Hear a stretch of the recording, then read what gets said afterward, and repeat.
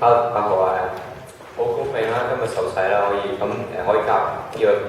教會大家庭啦，而且並由神帶領我今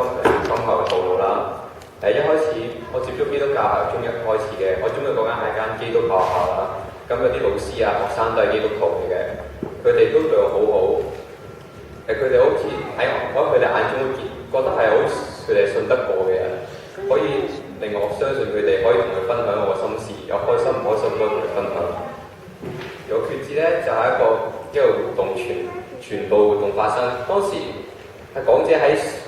講完關於基督教嘅事情，關於上帝恩典之後，佢哋問我哋：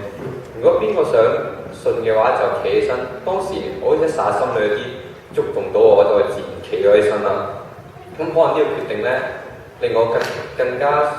相信，更加有動力去揾關於基督教資料啦。我亦都發現呢個宗教適合我，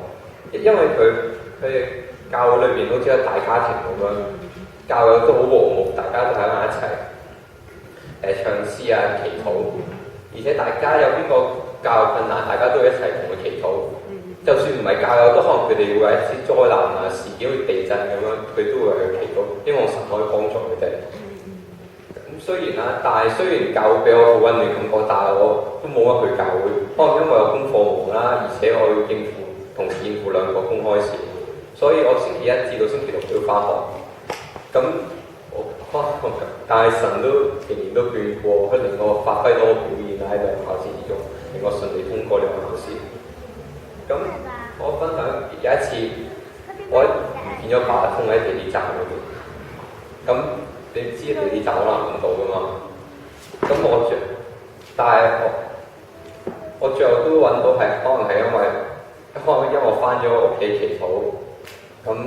當時我好驚嘅，其實咁唔見咗我咁八達通咧，唔見咗會，即係唔係因為唔見咗錢咁簡單啦。咁我要重新申請啊嗰啲，咁好麻煩。咁但係最後我問地鐵，咁原來俾得翻我，可能因為嗰時有人喺第一集攞張八達通，咁俾翻新聞處嗰度，咁佢俾翻我，咁我都感謝神咯，因為通常啲八達通都揾唔翻最後嘅。咁我當然啦，希望我藉住今日嘅我呢個見證啦，同埋受洗可以令更多人認識基督教。當然我唔係要大家即刻企起身，我即刻信基督教，咁冇乜可能㗎，講真。但係我希望亦都大家花少少時間認識下呢個可以令人平安嘅宗教咁。